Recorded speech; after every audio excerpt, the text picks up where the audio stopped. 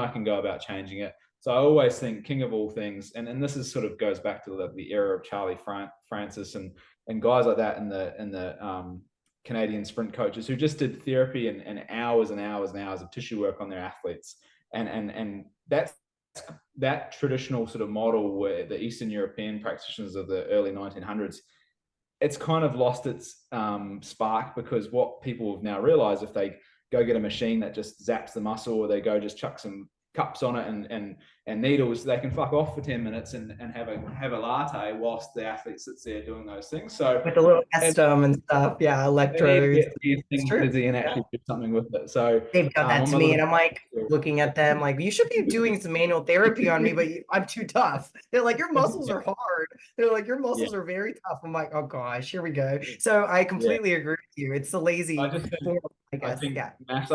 massage done well with the areas that we just spoke about.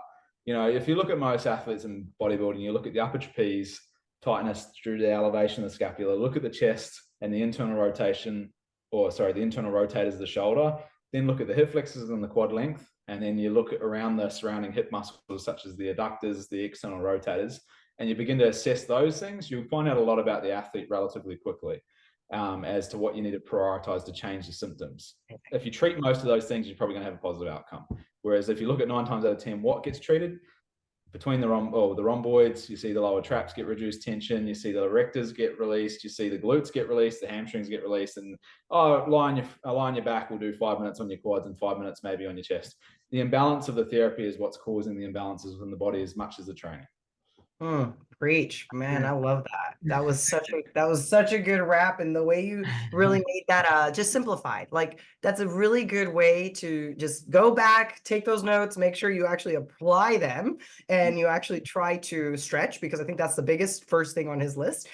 Stretching, right? And that's actually what I'm going to do before the end of the night. But no, I love that, Nick. Thank you so much. That was so insightful. That was so helpful. I really do feel like you spoke to me on so many levels and about my body on so many of the like sentences you were saying. But I think most humans do have a lot of the same issues. At the end of the day, I'm sure you only have so many different planes of things that you have to work through certain individuals. And it's like, okay, but you're a worker that does this line of work. You're a bodybuilder, or oh, you're this on your feet all the time, or you tend to keep your hands above your head all the time working. Like whatever that is, I'm sure that he's able to kind of find those patterns commonly across the board